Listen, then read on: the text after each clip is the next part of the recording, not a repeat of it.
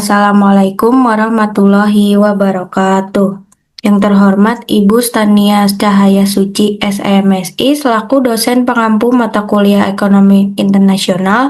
Di sini kami kelompok 3 akan memaparkan materi mengenai permintaan dan penawaran, kurva penawaran ekspor, dan nilai tukar perdagangan.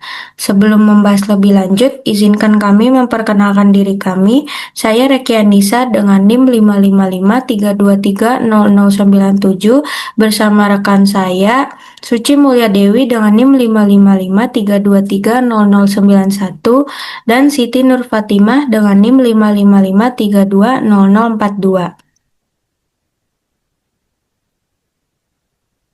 Selanjutnya, topik pembahasan yang akan dibahas pada presentasi ini yang pertama yaitu harga komoditas ekuilibrium relatif dalam perdagangan dengan menggunakan analisis ekuilibrium parsial.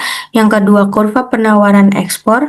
Yang ketiga, harga komoditas ekuilibrium relatif dalam perdagangan menggunakan analisis ekuilibrium umum.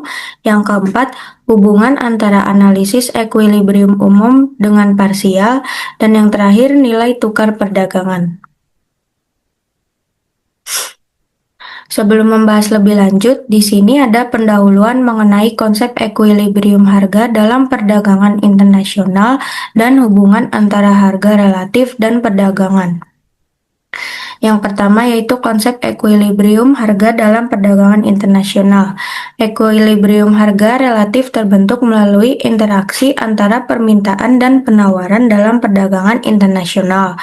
Selanjutnya, harga suatu komoditas dalam satu negara dipengaruhi oleh produksi dan konsumsi domestik, serta perdagangan dengan negara lain.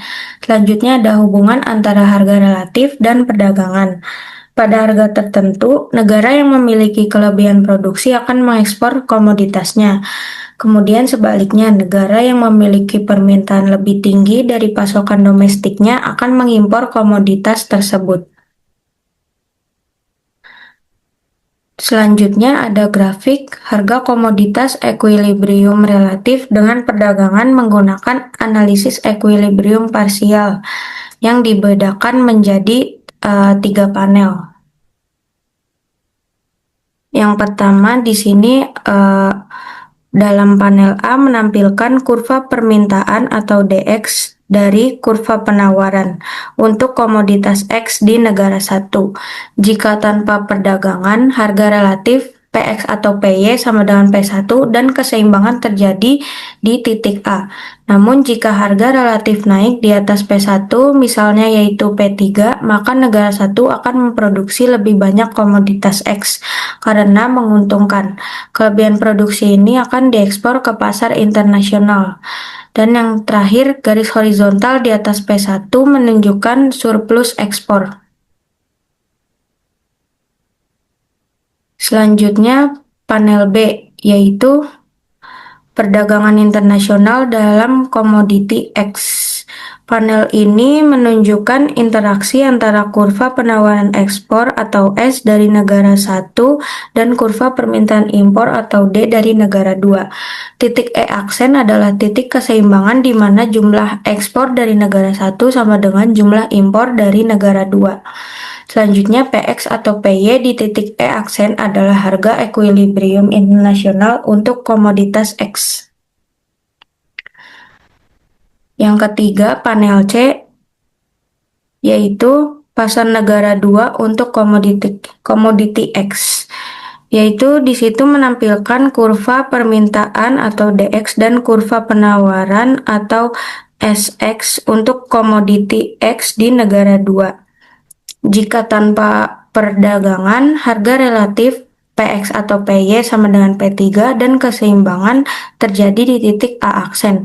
Namun jika harga relatif turun di bawah P3, yaitu misalnya P1, maka negara 2 akan mengalami kekurangan pasokan komoditas X dan negara 2 harus mengimpor kelebihan permintaan ini dari negara 1. Garis horizontal di bawah P3 menunjukkan jumlah impor yang diperlukan. Selanjutnya akan dibacakan oleh rekan saya.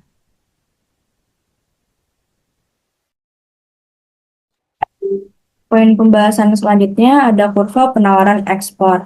Nah, definisi dari kurva penawaran ekspor yaitu menggambarkan hubungan antara harga suatu barang di pasar internasional dan jumlah barang yang bersedia diekspor oleh suatu negara. Kurva penawaran ekspor memiliki kemiringan yang positif. Artinya, ketika harga barang di pasar internasional meningkat, produsen dalam negeri akan terdorong untuk mengekspor lebih banyak. Hal ini disebabkan oleh potensi keuntungan yang lebih tinggi ketika harga ekspor naik. Nah, pentingnya kurva penawaran ekspor. Untuk memahami bagaimana perubahan harga di pasar internasional mempengaruhi volume ekspor suatu negara. Lalu untuk menganalisis dampak kebijakan perdagangan internasional terhadap ekspor dan juga membantu dalam pengambilan keputusan para eksportir serta pemerintah dalam membuat kebijakan. Boleh di next.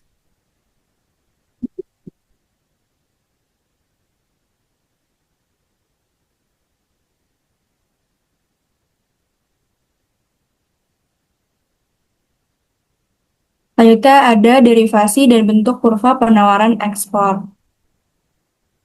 Kurva di sebelah kiri menjelaskan batas kemampuan produksi, menunjukkan kemampuan negara satu dalam memproduksi barang X dan juga barang Y. Garis melengkung adalah batas produksi maksimum. Nah, terus ada garis lurus, ini menunjukkan harga relatif antara barang X dan Y. Lalu ada titik-titik seperti titik A, E, F, B, C, G, H, itu menandakan kombinasi produksi pada harga yang berbeda. Garis 3 dan 2 merupakan kurva indiferen yang merupakan kurva menunjukkan tingkat kepuasan dari konsumen. Untuk kurva kanan menunjukkan kurva penawaran ekspor, menunjukkan jumlah barang X yang diekspor negara satu pada berbagai harga. Semakin tinggi harga X, semakin banyak yang diekspor. Lalu ada titik C, G, H, E menandakan jumlah ekspor pada harga yang berbeda. Hubungannya, kurva kiri menunjukkan apa yang bisa diproduksi. Kurva kanan menunjukkan berapa banyak yang akan dijual ke negara yang lain. Lalu perubahan harga di kurva ini perubahan harga di kurva sebelah kiri mempengaruhi jumlah ekspor yang ada pada kurva sebelah kanan. Penjelasan lebih lanjutnya, jadi derivasi kurva penawaran ekspor di negara satu pada panel sebelah kiri, negara satu dimulai pada titik equilibrium sebelum adanya perdagangan di titik A. Jika perdagangan berlangsung di PB sama dengan 1, negara 1 akan bergerak ke titik B dalam produksi menjual 60X untuk mendapat 60Y dari negara 2 dan mencapai pada titik E. Lalu memberikan titik E di panel kanan. Nah, pada PF sama dengan 1/2 di panel kiri, negara 1 akan pindah dari titik A ke titik F dalam produksi, menjual 40X untuk 20Y dengan negara 2, dan mencapai titik H. Ini memberikan titik H di panel sebelah kanan, menghubungkan titik asal dengan titik H dan E di panel kanan, dan menghasilkan kurva penawaran ekspor negara 1. Hal ini menunjukkan berapa banyak impor komoditas Y yang dibutuhkan negara 1 untuk bersedia mengekspor berbagai jumlah pada komoditas X. Boleh di next. Selanjutnya, derivasi dan kurva penawaran ekspor di negara 2. Kurva ini menunjukkan bagaimana negara 2 bereaksi terhadap perubahan harga relatif dalam perdagangan internasional. Ketika harga relatif berubah, negara 2 mengubah kombinasi barang X dan Y yang ditawarkan, yang tercermin dalam pergerakan sepanjang kurva penawaran. Dapat kita lihat pada kurva sebelah kiri, sumbu horizontal X dan vertikal yang Y menunjukkan kuantitas barang X dan barang Y. Lalu kurva 1, 2, dan 3 adalah kurva indiferen yang menunjukkan tingkat kepuasan negara 2 dari berbagai kombinasi barang X dan juga barang Y. Serta garis-garis lurus dengan kemiringan yang berbeda Di sini ada PF sama dengan 2, PB sama dengan 1, dan PA sama dengan 4, menunjukkan berbagai tingkat harga relatif antara barang X dan juga barang Y. Titik-titik C aksen, E aksen, F aksen, G aksen, dan H aksen adalah titik-titik optimal konsumsi di mana kurva indiferen ini bersinggungan dengan garis harga. Dapat kita lihat pada kurva yang sebelah kanan, sumbu horizontal menunjukkan kuantitas harga barang X dan yang vertikal menunjukkan kuantitas barang Y. Kurva 1, 2, dan 3 adalah kurva indiferen yang menunjukkan tingkat kepuasan negara 2 dari berbagai kombinasi barang X dan barang Y. Garis-garis lurus dengan kemiringan yang berbeda, PF sama dengan 2, PB sama dengan 1, dan PA sama dengan 4, ini menunjukkan berbagai tingkat harga relatif antara barang X dan juga barang Y. Serta titik-titik C aksen, E aksen, F aksen, G aksen, dan H aksen adalah titik-titik optimal konsumsi di mana kurva indiferen ini bersinggungan dengan garis harga. Untuk penjelasannya dari kurva ini, jadi derivasi dari kurva penawaran ekspor negara 2 pada panel sebelah kiri negara 2 itu mulai pada titik equilibrium sebelum perdagangan A. Jika perdagangan berlangsung pada PB sama dengan 1, negara 2 akan bergerak ke titik B aksen. Dalam produksi, menjual 60Y untuk 60X dengan negara 1 dan mencapai titik E aksen. Hal ini memberikan titik E aksen di panel kanan. Pada PF sama dengan 2 di panel kiri, negara 2 akan pindah dari A aksen ke F aksen dalam produksi, menjual 40Y untuk 20X dengan negara 1 dan mencapai pada H aksen. Hal ini memberikan titik H aksen di panel kanan menghubungkan titik asal dengan titik H aksen dan E aksen di panel kanan. Lalu kita dapat menghasilkan kurva penawaran ekspor di negara 2. Hal ini menunjukkan berapa banyak impor komoditas X yang diminta oleh negara 2. Boleh di next.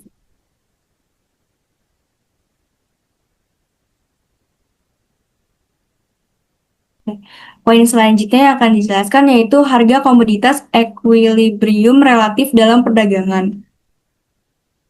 Nah, kurva yang melengkung menunjukkan kurva penawaran masing-masing negara. Kurva ini memperlihatkan kombinasi barang X dan Y yang ingin ditawarkan oleh setiap negara pada berbagai harga relatif. Negara 1 dan negara 2 memiliki kurva masing-masing. Garis harga relatif di sini dengan garis-garis lurus dengan kemiringan yang berbeda. PA sama dengan 1/4, PF sama dengan 1/2, PA aksen sama dengan 4, PF aksen sama dengan 2, PB sama dengan PB aksen sama dengan 1, menunjukkan harga relatif antara barang X dan Y. Harga relatif adalah perbandingan harga satu barang dengan barang lainnya. Lalu ada titik C, H, G, C aksen, H aksen, E aksen, dan E menunjukkan kombinasi barang X dan Y yang dipilih oleh setiap negara pada harga relatif tertentu. Nah, titik E ini adalah titik keseimbangan antara negara 1 dan negara 2. Untuk penjelasannya, jadi harga komoditas equilibrium relatif dengan perdagangan ini, kurva penawaran ekspor negara 1 dan negara 2 itu adalah seperti pada kurva sebelumnya. Kurva penawaran ekspor berpotongan di titik E menetapkan harga komoditas equilibrium relatif PB sama dengan 1. Pada PB, perdagangan berada dalam keseimbangan karena negara 1 menawarkan bertukar 60X untuk 60Y dan negara 2 menawarkan 60Y untuk 60X pada setiap PX per PY kurang dari 1. Jumlah ekspor komoditi X yang disediakan oleh negara 1 akan lebih kecil dari jumlah impor komoditas X yang diminta oleh negara 2. Hal ini akan mendorong harga komoditas relatif sampai ke tingkat equilibrium. Hal sebaliknya akan terjadi pada PX per PY lebih dari 1. Boleh di next, selanjutnya akan dijelaskan oleh rekan saya. Oke, materi selanjutnya adalah hubungan analisis equilibrium umum dengan parsial. Di sini terlihat adalah ada grafik tentang surplus penawaran dan ekspor komoditi X, di mana penjelasannya adalah equilibrium umum mencerminkan keseimbangan seluruh pasar, sedangkan equilibrium parsial hanya fokus pada satu pasar. Nah, dalam grafik ini, titik equilibrium E terjadi saat PX per PY sama dengan 1, dengan ekspor 60X, di mana jika PX per PY lebih dari 1, maka terjadinya surplus penawaran yang menurunkan harga. Dan jika PX per PY kurang dari 1, maka terjadinya surplus permintaan yang menaikkan harga. Boleh di next? Lalu ada nilai tukar perdagangan. Nah, definisi dan pengukuran nilai tukar perdagangan sendiri adalah rasio ekspor terhadap impor, yang dalam perdagangan dua negara saling berkebalikan. Dihitung sebagai rasio indeks harga ekspor impor dikalikan 100, di mana kenaikannya menguntungkan negara dan dipengaruhi oleh permintaan, penawaran global, serta perkembangan ekonomi. Boleh di next? Di sini ada ilustrasi nilai tukar perdagangan, di mana di dalam tabel itu terlihat bahwa nilai tukar perdagangan dari negara-negara industri besar seperti anggota G7 untuk tahun-tahun terpilih antara 1972 hingga 2004. Nilai tukar perdagangan diukur dengan cara membagi nilai unit indeks ekspor dengan nilai unit indeks impor, menggunakan tahun 1995 sebagai acuan 100. Nah, pada tabel ini memperlihatkan bahwa nilai tukar perdagangan dari negara-negara industri menurun dari tahun 1972 hingga tahun 1980. Kemudian membaik pada tahun 1986 kecuali di negara Kanada, dan terus membaik hingga tahun 2004 kecuali untuk negara Amerika Serikat dan Jerman. Tetapi kondisi mereka pada tahun 2004 masih di bawah indeks 1972 kecuali untuk negara Prancis dan Inggris. Boleh di next?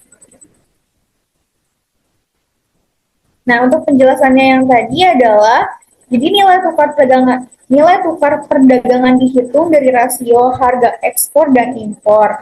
Jika meningkat, negara mendapat keuntungan, dan jika menurun, daya beli impor melemah. Perubahannya dipengaruhi faktor global seperti harga minyak dan kebijakan ekonomi.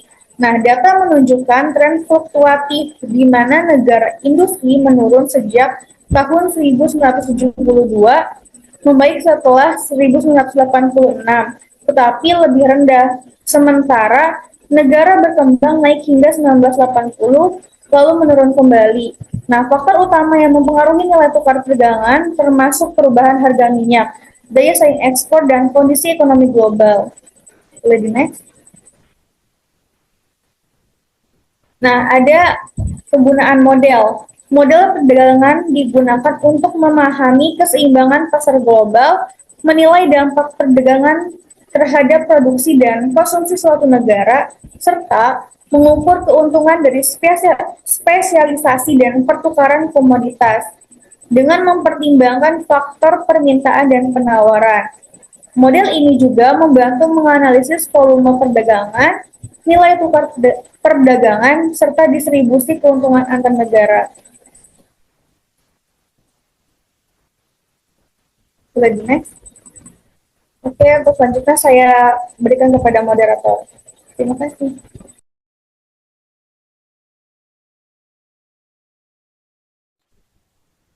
Baik, terima kasih. Sekian dari kelompok kami. Kurang lebihnya mohon dimaafkan. Wassalamualaikum warahmatullahi wabarakatuh.